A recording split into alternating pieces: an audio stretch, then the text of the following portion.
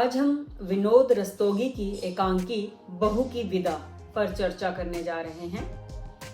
पाठ के प्रमुख पात्र हैं जीवनलाल, उनकी पत्नी राजेश्वरी, उनका बेटा रमेश, उनकी बहू कमला और कमला का भाई प्रमोद।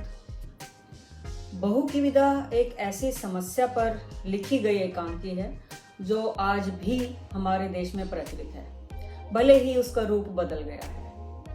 पहले हजारों में शादियां होती थी, अब लाखों और करोड़ों में होती हैं। ये एकांकी दहेज प्रथा पर आधारित है।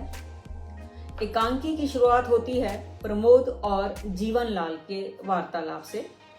प्रमोद अपनी बहन को विदा कराने आया है क्योंकि उसकी शादी कुछ समय पहले हुई थी और लड़कियां पहला सावन अपने मायके में बिताने का सपना देखती हैं।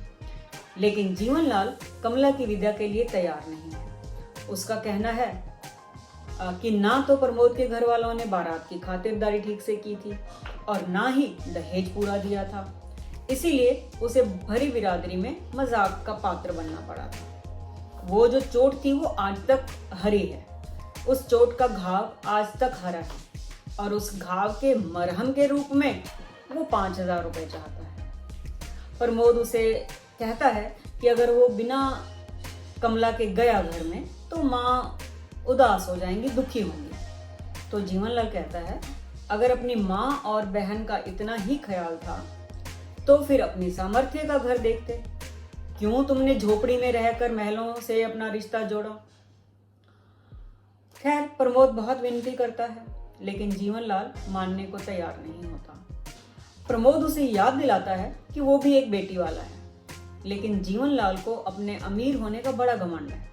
तो वो कहता है हाँ, मैं भी बेटी वाला हूँ, लेकिन मैंने अपनी बेटी की शादी ऐसे अच्छे तरीके से की, इतना दहेज दिया, बारात वालों की खातिर इतनी अच्छी तरह से की कि लोग हैरान रह गए।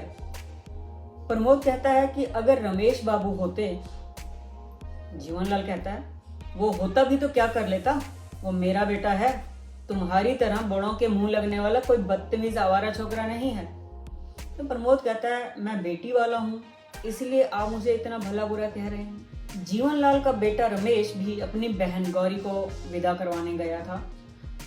प्रमोद जीवनलाल से कहता है कि क्या जाने से पहले वो अपनी बहन से मिल ले। जीवनलाल कहता है हाँ, और उसे बताकर जाना कि तुम अगली बार कब आओगे इस घाव का मरहम लेकर, ताकि उसे विदा कराकर ले जा सको। प्रमोद अपनी बहन से मिलता है। कमला अंदर ही अंदर दुखी है, लेकिन प्रमोद को अपना दुख बताना नहीं चाहती। प्रमोद कहता है कि वो जल्दी ही आएगा और मकान बेचकर 5,000 रुपए लेकर आएगा। कमला उसे कसम देती है कि अभी एक छोटी बहन और भी है विमला, उसकी भी शादी करनी है, तो वो मकान को ना बेचे। कमला कहती है कि गौरी आ रही है, उसका स्वभाव बहुत अच्छा है, हर समय हंसती हंसाती रहती है और जब वो आ जाएगी तो मुझे अपनी सखी सहेलियों की कमी नहीं करेगी। अभी दोनों बहन भाई बातें कर ही रहे थे कि राजेश्वरी वहां आ जाती है। राजेश्वरी कमला की सास है, यानी जीवनलाल की पत्नी। जब राजेश्वरी को पता चलता है कि जीवनलाल 5,000 रुपए के लिए कमला की विदा नहीं कर रहे, तो वो प्रमोद को कहती है कि 5,000 मैं तुम्हें देती हूँ और उनके मुंह पर मारना ये कागज के टुकड़े जिसके लिए वो कमला की विदा नहीं कर रहे। लेकिन प्रमोद पैसे लेने से मना कर देता है। इसी बीच रमेश आ जाता है और वो भी खाली है, क्योंकि गौरी के ससुराल वालों ने भी उसे विदा नहीं किया। उनका भी यही कहना था कि जीवनलाल ने दहेज पूरा नहीं दिया।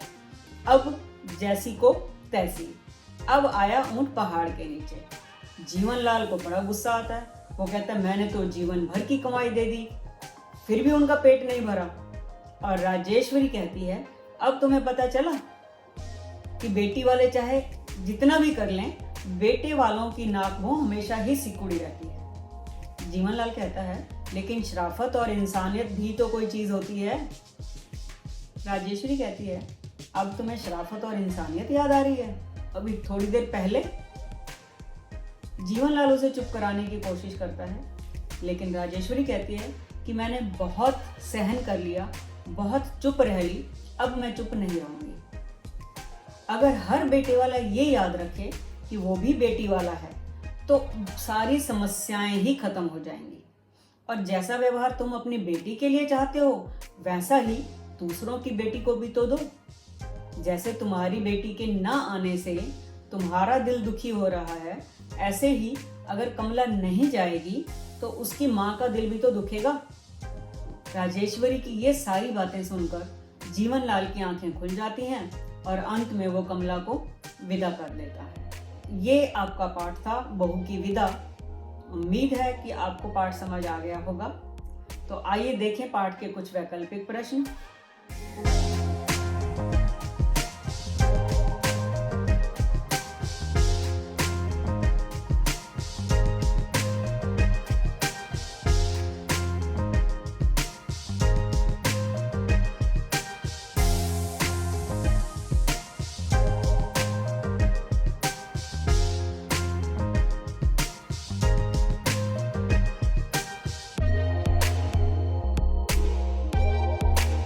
और ये रहा पाठ का बाकी अभ्यास कार्य।